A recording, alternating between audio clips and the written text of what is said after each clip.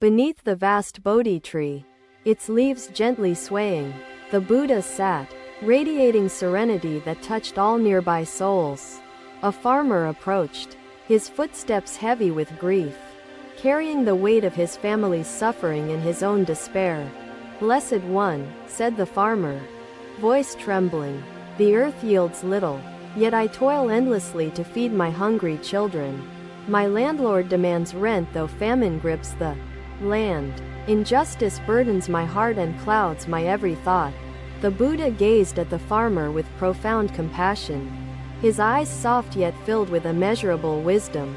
"My friend," the Buddha began, voice gentle, "suffering emerges not solely from drought but from greed that governs the hearts of men." Confused yet intrigued, Ananda followed the Buddha's gaze, staring at the flowing water with silent expectation. "Observe the rocks embedded in the water's path. They neither halt the flow nor destroy its purpose. Once, a sparrow lived upon a great tree, thriving in its shade, eating its fruits, and singing with boundless joy. One day, a merchant saw the tree, its fruit glistening like jewels, and claimed it as his personal treasure. The merchant trapped the sparrow in a gilded cage, denying it freedom, offering scraps, and neglecting the once thriving tree.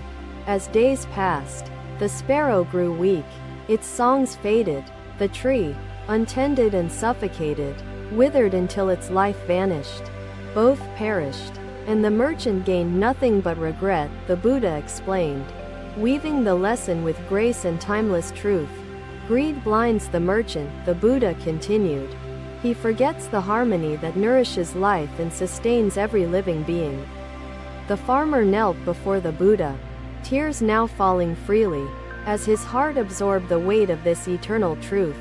"Social justice," said the Buddha, "arises when compassion guides human action, and greed no longer disrupts the balance of existence." Ananda hesitated as he observed the river anew, searching for the wisdom the Buddha offered through his words. "Master, I understand the river's acceptance of the rocks. But how can I accept what causes my suffering?"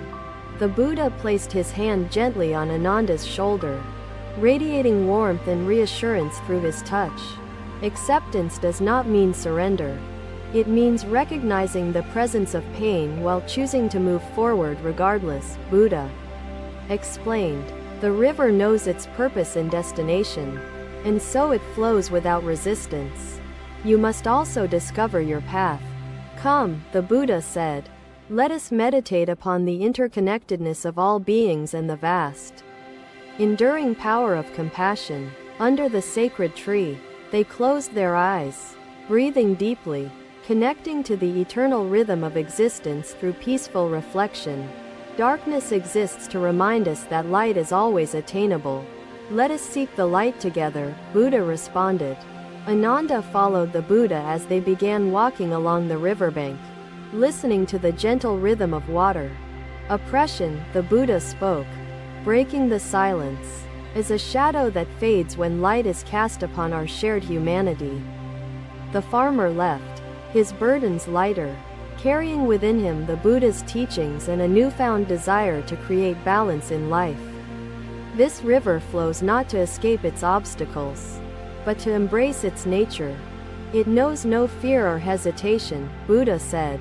"Master, can I find the river's courage within me?" Ananda asked, looking into Buddha's calm and knowing eyes. Each disciple vowed silently to spread the teachings, embodying compassion, interconnectedness, and the pursuit of justice wherever their paths led. Through the seasons and generations, the Buddha's words resonated, planting hope and guiding countless souls toward a fair and harmonious world. Under the Bodhi tree, the Buddha sat still, his presence timeless, his teachings eternal, his essence united with infinite compassion. Another day, another crowd gathering as the Buddha entered the bustling city, its streets alive with voices and hurried footsteps. Ananda, begin by recognizing that regret stems from attachment, and attachment blocks the movement of life's currents, Buddha explained.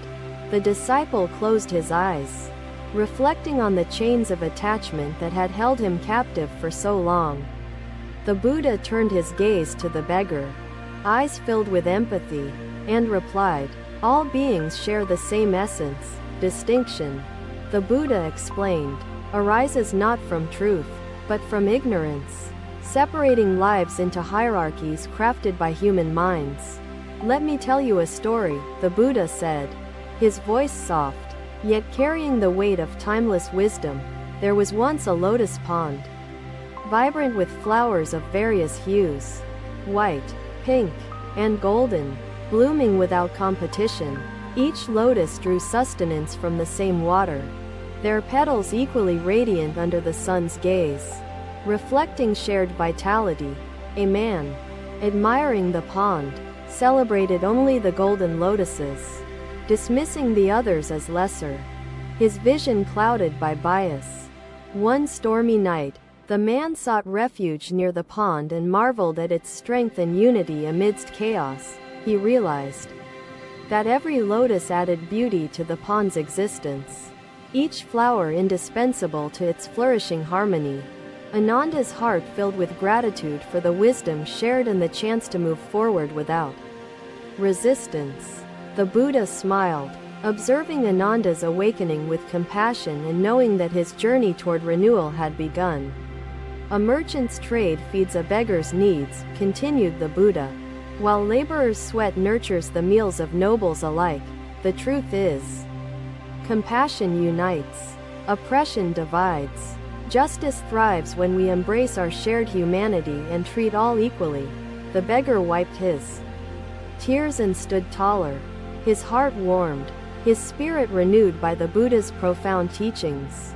The Buddha motioned for the beggar to sit beside him, inviting connection and signaling the equality of every soul present. "Come," the Buddha said. "Let us reflect on the oneness of all beings and dismantle the walls constructed by illusion." His disciples gathered closer, forming a circle, keen to meditate upon the wisdom imparted by their master's luminous words. Under the vibrant sky, the Buddha closed his eyes, his stillness guiding the energy of unity among those surrounding him. The beggar envisioned lives intertwined, barriers dissolved, nobility and humility merged into a collective force of compassion and mutual understanding.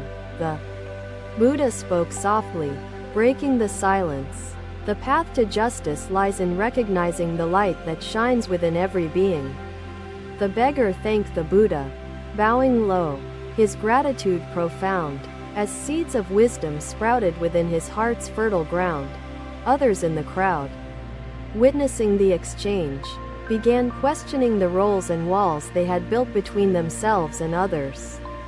The Buddha stood, gazing at the faces before him, his presence radiating calm, his teachings planting seeds across their hearts.